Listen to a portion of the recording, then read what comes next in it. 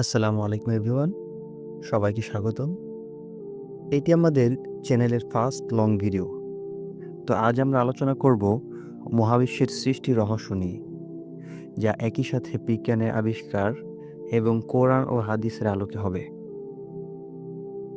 মানুষ সেই সৃষ্টিলগ্নের শুরু থেকে যুগে যুগে আকাশের দিকে তাকিয়ে একটাই কমন প্রশ্ন করেছে, সেটি হলো কোথা থেকে এবং কিভাবে সূচনা হলো এই বিশাল মহাবিশ্বের।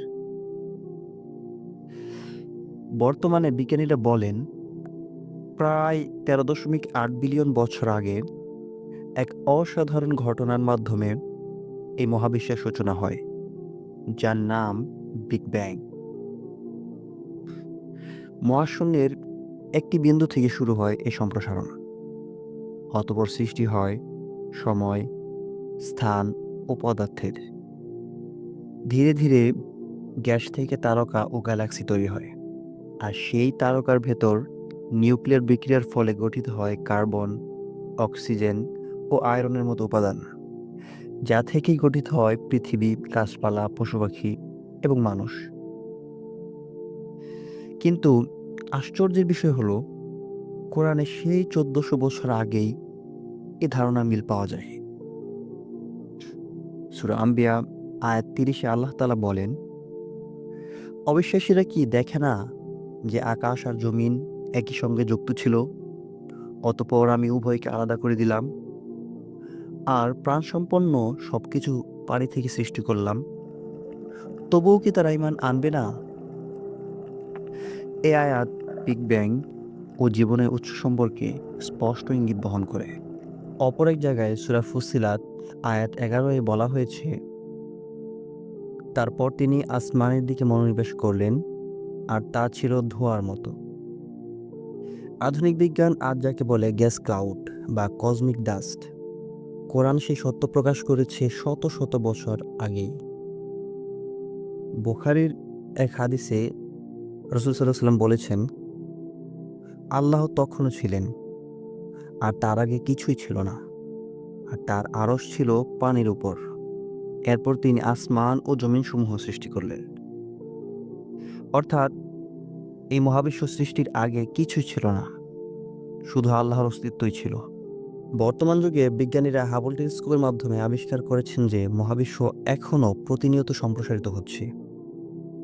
আর 1400 বছর আগে নাজিলকৃত কোরআনে সূরা যারিয়াত আয়াত 47-এ আল্লাহ তাআলা বলেন, আর আমি আকাশকে নিজ ক্ষমতা বলে সৃষ্টি করেছি, এবং অবশ্যই আমি তা প্রসারিত করে চলেছি।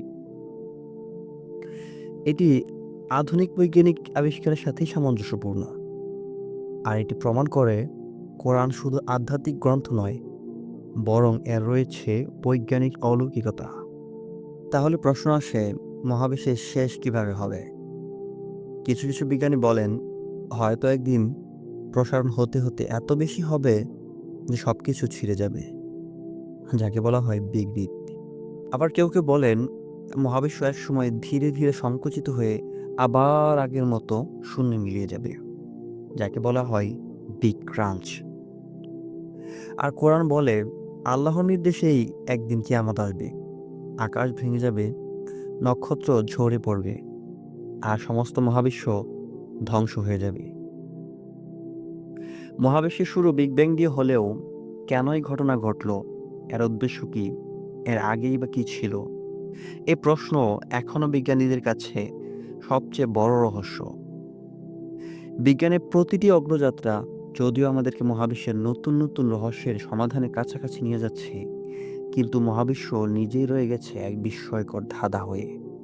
প্রিয় দর্শকবৃন্দ, বিজ্ঞান যত এগিয়ে যাক না কেন, সত্য হলো এই বিশাল মহাবিশ্ব সৃষ্টির মালিক কেবলমাত্র একজন, আর তিনি হলেন আল্লাহ তাআলা। প্রিয় বন্ধুরা, আজকের মতো ভিডিওটি এ পর্যন্তই। যদি আমার ভিডিওটি ভালো লেগে থাকে তাহলে শেয়ার করবেন, আর লাইক, কমেন্ট ও সাবস্ক্রাইব করে আপনাদের মূল্যবান সমর্থন জানাবেন। আজকের মতো বিদায় নিচ্ছি। আল্লাহ হাফিজ।